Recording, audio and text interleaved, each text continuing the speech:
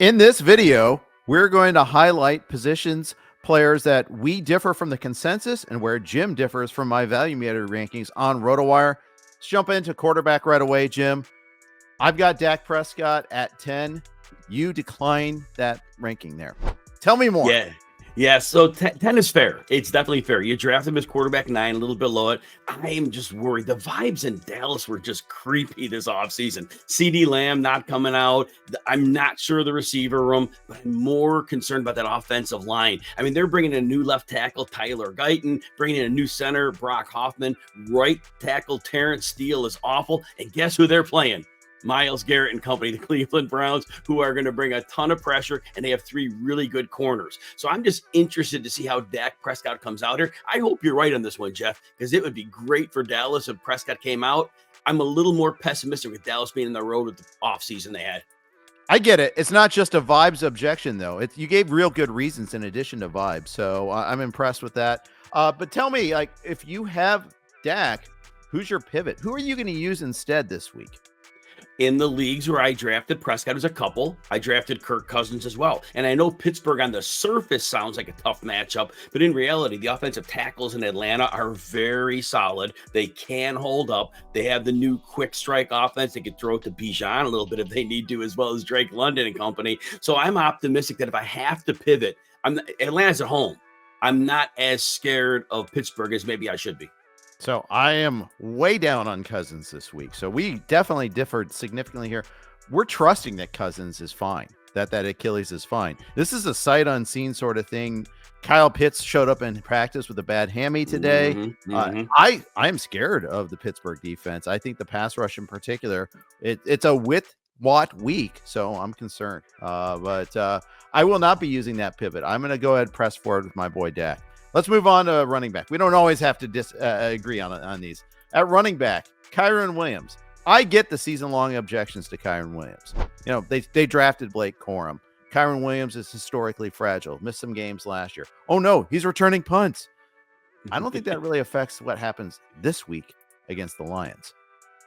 You know, Jeff, last year in week 1, Cam Akers was coming off a great end of 2022 where he was like the last 7 games. He was dominant. And in week 1, it was an even split between Akers and Kyren Williams. That was interesting to me, that I thought for sure Akers would be the lead guy, especially when Kyren Williams was not good in 2022. They tried to push him into a role, and he couldn't do that. Well, Detroit is the opponent this week. Detroit was the #1 defense against the run last year.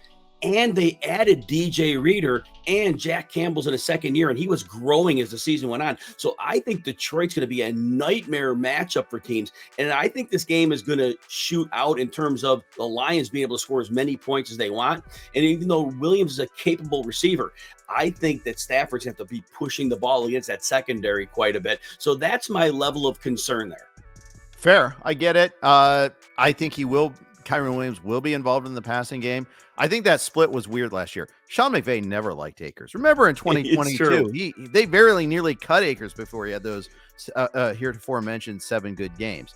I did fall for the banana in the tailpipe last year and drafted Cam Akers a little bit. So shame on me for that, because we knew that there's no such dislike of Kyren Williams from McVay. So I think that's the thing that's a little different on that one there.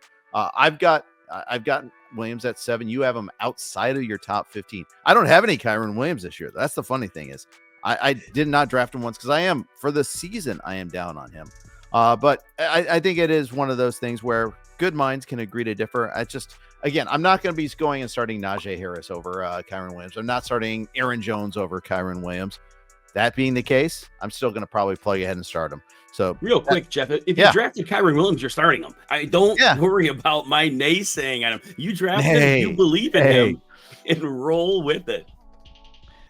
If you like videos like this, please consider hitting that like and subscribe button. Jim and I will be doing this every week, where we highlight a couple of key players for the weekly rankings. We call it the value meter, and we talk about a couple of these. Let's move on to wide receiver, Jim. This is always a tricky spot.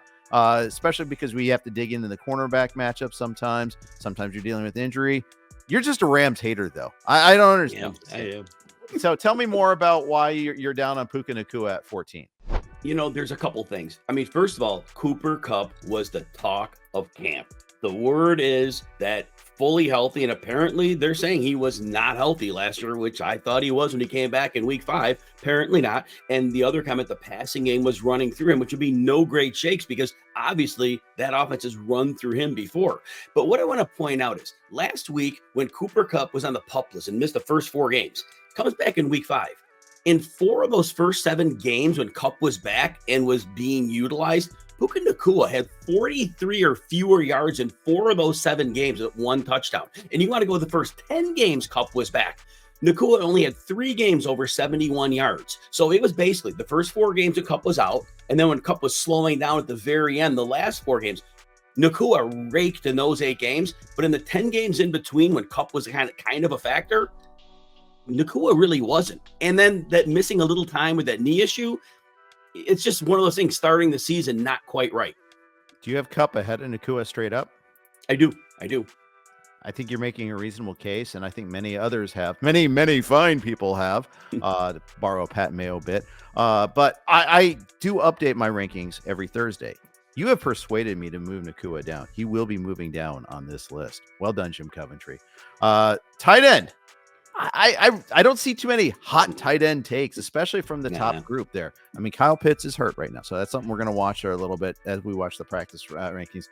You're slightly down on George Kittle against the Jets. I can see it. It's a tough opponent there. Gnarly defense.